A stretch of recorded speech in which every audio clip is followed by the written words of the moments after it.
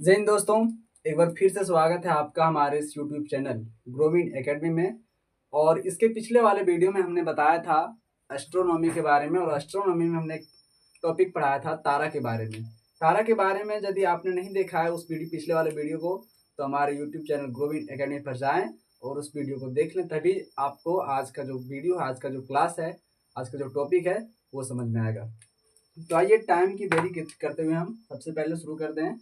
देखिए, हमारे ब्रह्मांड में तो बहुत सारे तारे हैं, है ना, बहुत सारे तारे हैं। तो आज हम सीखेंगे कि उन तारों के समूह को या फिर उन तारों को कहते हैं क्या है, हमारे ब्रह्मांड में कितने तारे हैं, इन सभी चीज़ों की चर्चा आज हम इस वीडियो में करेंगे।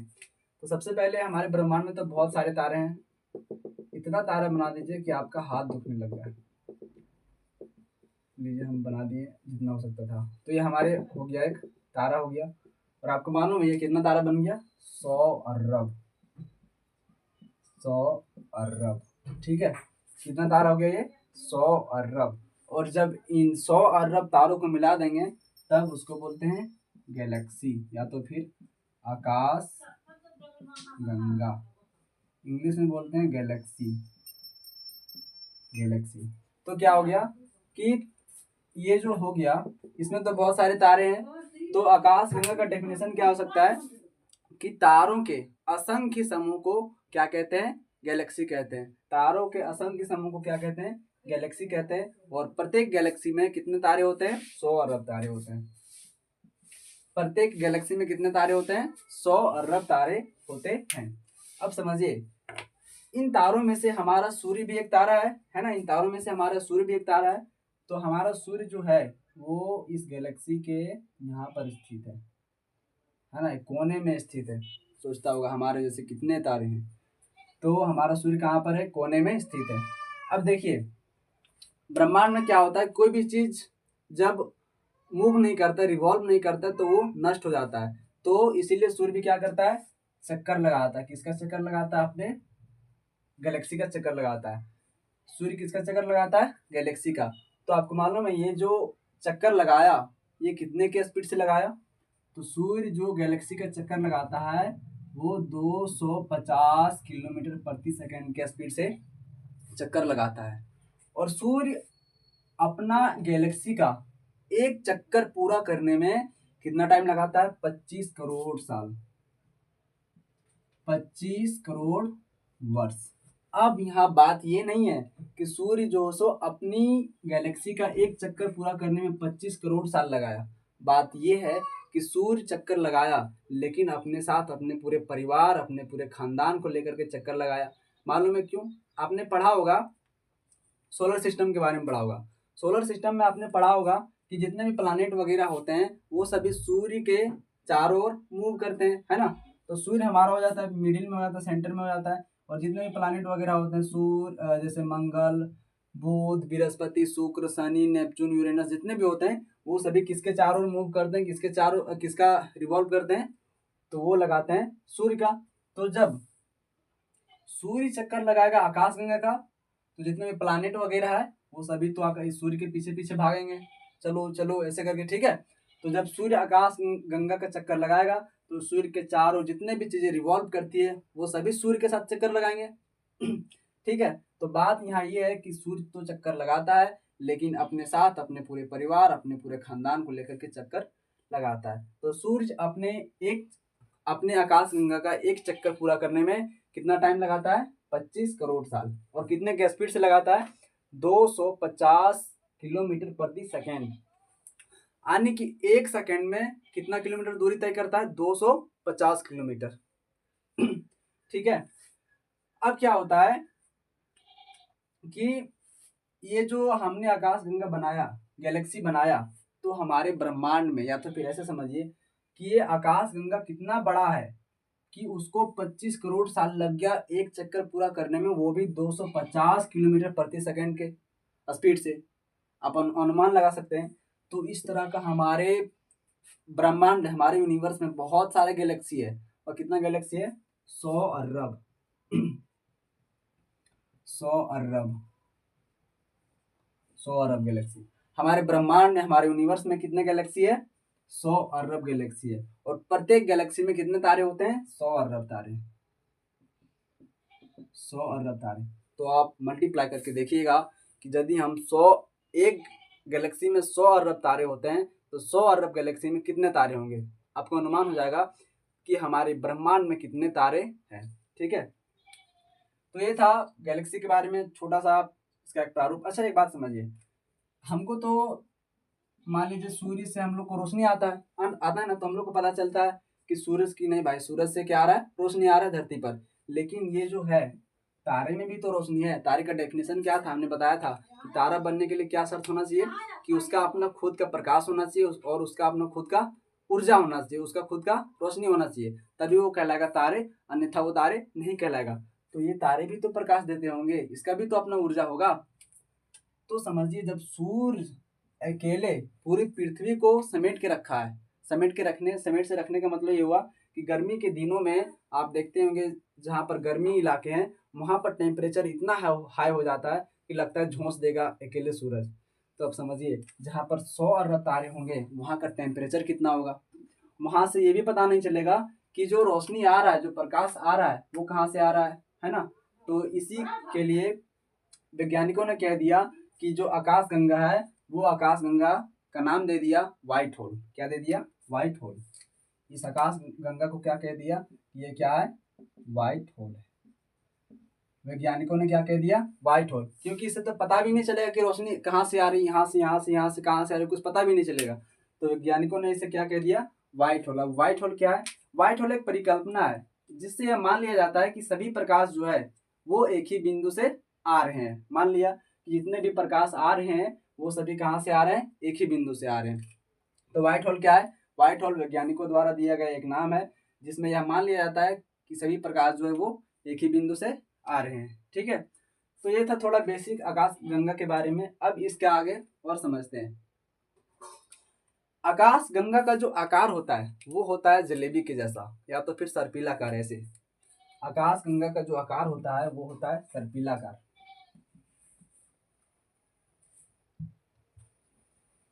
जलेबी देखे होंगे आप कैसे मोड़दार रहता है, एकदम घुमा घुमा ऐसे, है ना। आकाश गंगा का आकार कैसे होता है, सर्पिलाकार होता है, तो फिर जलेबी जैसा होता है। ठीक है, तो पूछेगा कि ये क्या, ये है आकाश गंगा।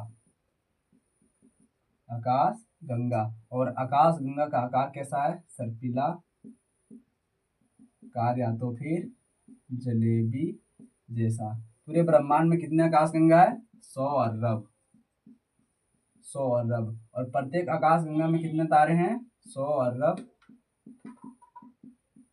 तारे। और सूर्य भी जो है इन्हीं आकाश गंगा में से यहाँ पर कोने में स्थित है। बेचारा सोचता होगा कि हमारे जैसे कितने तारे हैं, तो यही आकाश गंगा में भी है सूरज। अब देखिए सूरज जिस आकाश गंगा में है उसका नाम क्या है, तो उसका नाम है मंदाकिनी। क्या नाम है, मंदाकिनी। हम लोग का आकाश गंगा का नाम क्या है, मंदाकिनी। सूरज का भी मंदाकिनी। ठीक है, तो सूरज के आकाश गंगा का नाम हो गया मंदाकिनी। अब समझिए सूरज तो यहाँ पर है ना, सूरज यहाँ पर है, इसके बगलिया में एक और है, एक और तारा है जिसको बोलते हैं प्रोक्सिमा सेंचुरी। क्या बोलते हैं, प्रोक्सिमा सेंचुरी। इसके बाद एक और है जिसको बोलते हैं साइरस। क्या बोलते हैं, साइरस। तो यहाँ पर 3 तारा हो गया, सूर्य, प्रोक्सिमा सेंचुरी, साइरस। तो पूछेगा कि हमारा सबसे नजदीकी तारा कौन है, हमारा सबसे नजदीकी तारा कौन है, तो वो है सूर्य। दूसरा नजदीकी तारा कौन है, तो वो है प्रोक्सिमा सेंचुरी। और तीसरा सबसे नजदीकी तारा कौन है, तो वो है साइरस। ठीक है, तो इसमें कंफ्यूज नहीं होइएगा। हमारा सबसे नजदीकी तारा कौन है, सूर्य। दूसरा नजदीकी तारा है प्रोक्सिमा सेंचुरी और तीसरा नजदीकी तारा है साइरस। हमारे ब्रह्मांड में टोटल कितने आकाश गंगा है, कितने गैलेक्सी है 100 अरब।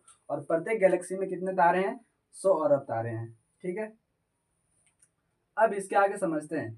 हमारे ब्रह्मांड में तो बहुत सारे आकाश गंगा है, 100 अरब आकाश गंगा है। तो जब हम 3 आकाश गंगा को मिलाते हैं, 3 आकाश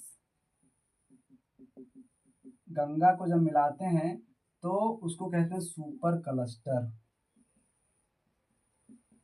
सुपर क्लस्टर। अब ब्रह्मांड में तो 100 अरब तारे हैं, तो उन तीनों में से उन 100 अरबों में से 3 को ही हमने सुपर क्लस्टर क्यों कहा? अब आप समझिए, धरती में तो बहुत सारे आदमी हैं, है ना, धरती में तो बहुत सारे आदमी हैं, तो जिससे आपका विवाह होगा उसी को ना अपना पत्नी कहिएगा। जिससे आपका विवाह हुआ उसी को ना अपना पत्नी कहिएगा, ना क्या सबको पत्नी कहिएगा, इसको भी इसको भी इसको भी, तो डरा के बोकलवा फोड़ देगा, ऐसे थोड़ी ना होता है। तो जो सबसे यूजफुल था उसी को हमने कहा सुपर क्लस्टर, और जब 3 आकाश गंगा को मिलाते हैं तब कहते हैं हम उसको सुपर क्लस्टर। अब इसको समझते हैं कि ये 3 सुपर क्लस्टर है कौन कौन, तीनों का नाम क्या है। सबसे पहला जो आकाश गंगा है वो है मंदाकिनी। सबसे पहला आकाश गंगा कौन है? तो अब समझते हैं कि उन सुपर क्लस्टर में 3 आकाश गंगा कौन कौन से आते हैं। तो सबसे पहले आकाश गंगा जो है वो है मंदाकिनी, दूसरा है देवयानी, और तीसरा है MgCm33। इन तीनों को जब मिला देते हैं तब इसको बोलते हैं सुपर क्लस्टर। क्या बोलते हैं? Super cluster. मंदाकिनी जो है वो हमारी आकाशगंगा का नाम है। यहीं पर जो है सूर्य अपनी आकाशगंगा में चक्कर लगाता है ना। तो हमारा सबसे हम लोगों का आकाश गंगा का नाम क्या है? मंदाकिनी। फिर उसके बाद दूसरा में हो जाएगा देवयानी और तीसरा में हो जाएगा NGCm33। तो यदि स्टार्स में पूछे, तारों में पूछे कि हमारा सबसे नजदीकी तारा कौन है, तो वो है सूर्य। उसके बाद दूसरा नजदीकी तारा कौन होगा, तो वो था प्रोक्सिमा सेंचुरी। और तीसरा नजदीकी तारा कौन होगा, तो वो था साइरस। फिर यदि पूछे आकाश गंगा में, गैलेक्सी में पूछे कि हमारा सबसे नजदीकी गैलेक्सी कौन है, या फिर हमारा गैलेक्सी कौन है, तो हमारा गैलेक्सी का नाम है मंदाकिनी, और दूसरा है देवयानी, और तीसरा है NGCm33। अब यहाँ पर समझिए, मंदाकिनी जो है इसको हम लोग और भी नाम से जानते हैं। इसको बोलते हैं दुग्ध मेखला, ठीक है, या तो फिर इंग्लिश में बोलते हैं मिल्की वे। ठीक है, मंदाकिनी को कौन कौन से नाम जानते हैं? दूध मेखला के नाम से भी जानते हैं, या तो फिर मिल्की वे के नाम से भी जानते हैं। सूर्य जिस आकाश गंगा में उसे क्या कहते हैं? उसे कहते हैं मंदाकिनी कहते हैं। क्या कहते हैं? मंदाकिनी कहते हैं। ठीक है, अब इसके आगे समझते हैं आकाश गंगा का जो निर्माण है, आकाश गंगा का जो निर्माण है वो कितने साल पहले हुआ, तो वो था 12 बिलियन वर्ष पूर्व। आकाश गंगा का निर्माण कितना हुआ? 12 बिलियन वर्ष पूर्व। आकाश गंगा का निर्माण कितने वर्ष पूर्व हुआ? 12 बिलियन वर्ष पूर्व हुआ आकाश गंगा का निर्माण। ठीक है, अब समझिए, हमने बताया कि आकाश गंगा का जो आकार होता है वो तो सर्पिलाकार या तो फिर जलेबी जैसा। तो इन्हीं में से हमारे एक आकाश गंगा है मंदाकिनी। मंदाकिनी में एक क्षेत्र है, मंदाकिनी में एक क्षेत्र है जो सबसे शीतल यानी कि सबसे ठंडा और सबसे चमकीला है, जिसको कहते हैं ओरियन नेबुला। क्या कहते हैं? Orion nebula. Orion nebula Mandakini का एक क्षेत्र है जो सबसे शीतल और सबसे चमकीला है। सबसे शीतल एंड सबसे चमकीला। तो मान लीजिए सवाल पूछे कि कौन सा आकाश गंगा है जो सबसे चमकीला और सबसे शीतल है, तो यदि आकाश गंगा में पूछे तो वो है मंदाकिनी। लेकिन यदि ये पूछे कि मंदाकिनी आकाश गंगा का कौन सा क्षेत्र है जो सबसे शीतल और सबसे चमकीला है, तो भी क्या आंसर आना चाहिए? Orion nebula. लेकिन जब सिर्फ आकाश गंगा की बात करें तो क्या आएगा? मंदाकिनी आएगा। क्या आएगा? मंदाकिनी आएगा। ठीक है, अब इसके आगे समझते हैं कि इसके आगे फिर क्या होता है। देखिए, आकाश गंगा जो होता है उसमें क्या क्या होते हैं, ये हम पहले आकाश गंगा बनाते हैं। ठीक है, ये आकाश गंगा हो गया। तो आकाश गंगा का भी तो मिडिल पॉइंट होता होगा, तो जहां से शुरू हुआ उसको बोलते हैं मिडिल पॉइंट, मध्य भाग। क्या कहते हैं इसको? मध्य भाग। और ये जो आपको दिख रहे हैं ये सब घुरे घुरे चीज, इसको बोलते हैं साइड्स, साइड या तो फिर भुजा। क्या बोलते हैं? भुजा। तो जो तारे होते हैं, तारे जो होते हैं वो आकाश गंगा में होते हैं। तो तारे जो होते हैं वो आकाश गंगा के भुजा में होते हैं। कहाँ पर होते हैं? भुजा में होते हैं। और जो ये मिडिल वाला भाग होता है इसको बोलते हैं बल्ज।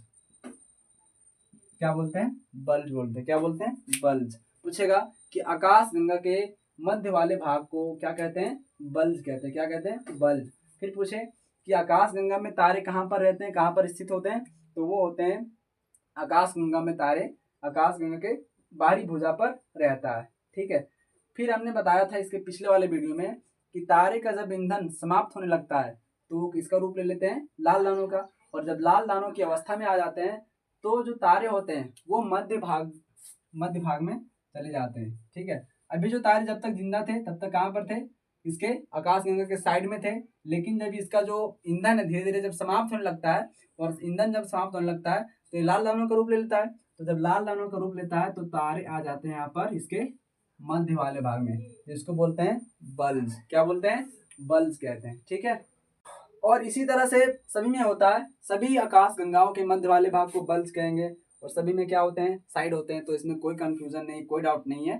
ठीक है, इसमें घबराना नहीं है। अब क्या होता है कि हमारे आसमान में नहीं, हमारे ब्रह्मांड में तो 100 अरब आकाश गंगा, और प्रत्येक आकाश गंगा में 100 अरब तारे हैं। लेकिन फिर भी उतना तारा और उतना आकाश गंगा होने के बावजूद हमारा आसमान खोखला है। क्या है? खोखला है। जितना ये 1% है, बाकी 99% भाग हमारा जो आसमान है वो खोखला है। इतने अरब तारे और इतने अरब आकाश गंगा होने के बावजूद भी हमारा आसमान जो है खोखला है। और यही कारण है कि अंतरिक्ष में या फिर आसमान में कोई भी रॉकेट को लॉन्च कर दिया जाता है। क्यों? क्योंकि 99% आसमान जो हमारा वो खोखला है। 99% आसमान खोखला है और बाकी जो 1% है उसी में हमारा आकाश गंगा और सभी तारे स्थित है। ठीक है, यहाँ तक हमने समझ लिया। अब इसके आगे फिर देखते हैं क्या है। चलिए अब हम थोड़ा सा शॉर्ट में लिख देते हैं। ठीक है, शॉर्ट में लिखते हैं ताकि आपको फिर से दोबारा रिपीट हो जाए और याद हो जाए। तो हम जिस आकाश गंगा में रहते हैं उसका नाम क्या है? मंदाकिनी है। क्या है? मंदाकिनी है। और यही मंदाकिनी में सूर्य भी रहता है। ठीक है। और सूर्य जो सो अपनी आकाश गंगा कौन है? मंदाकिनी। तो मंदाकिनी का एक चक्कर लगाने में कितना टाइम लगाता है? 25 करोड़ वर्ष। और कितने स्पीड से लगाता है? 250 किलोमीटर प्रति सेकेंड से। फिर बताया हमने कि मंदाकिनी का एक क्षेत्र है ओरियन नेबुला। क्या है? Orion nebula. और ओरियन नेबुला जो है वो सबसे चमकीला एंड सबसे शीतल क्षेत्र है। ठीक है। उसके बाद हमने बताया था कि हमारा पहला सबसे नजदीकी आकाश गंगा है मंदाकिनी, और दूसरा है देवयानी, और तीसरा है NGC-M33। ये था हमारा आकाश गंगा। और इन यही तीनों को जब मिला देते थे तो इनको एक नाम देते थे सुपर क्लस्टर। ठीक है। 3 आकाश गंगाओं के समूह को क्या कहते हैं? Super cluster. यदि हम तारा की बात करें तो हमारा सबसे नजदीकी तारा है सूर्य, दूसरा नजदीकी तारा प्रोक्सिमा सेंचुरी, और तीसरा नजदीकी तारा है साइरस। साइरस जो है सबसे चमकीला तारा है। साइरस जो है वो सबसे चमकीला तारा है ना। यहाँ तक हमने पढ़ा। फिर हमने पढ़ा कि तारे जब उसका जब ईंधन समाप्त होने लगता है, और ईंधन समाप्त होने के बाद वो वृद्ध अवस्था में चले जाते हैं, और तब वो कहलाते हैं लाल दानव। और जब तारे लाल दानव बनने लगते हैं तो वो साइड से होकर के फिर कहाँ चले जाते हैं? जो आकाश गंगा होता है उसके मिडिल में, जिसको बोलते हैं बल्ज कहते हैं। ठीक है। तो आज के लिए इतना ही, नहीं तो फिर वीडियो बहुत अधिक लंबी हो जाएगी। मिलते हैं अगले वीडियो में। धन्यवाद।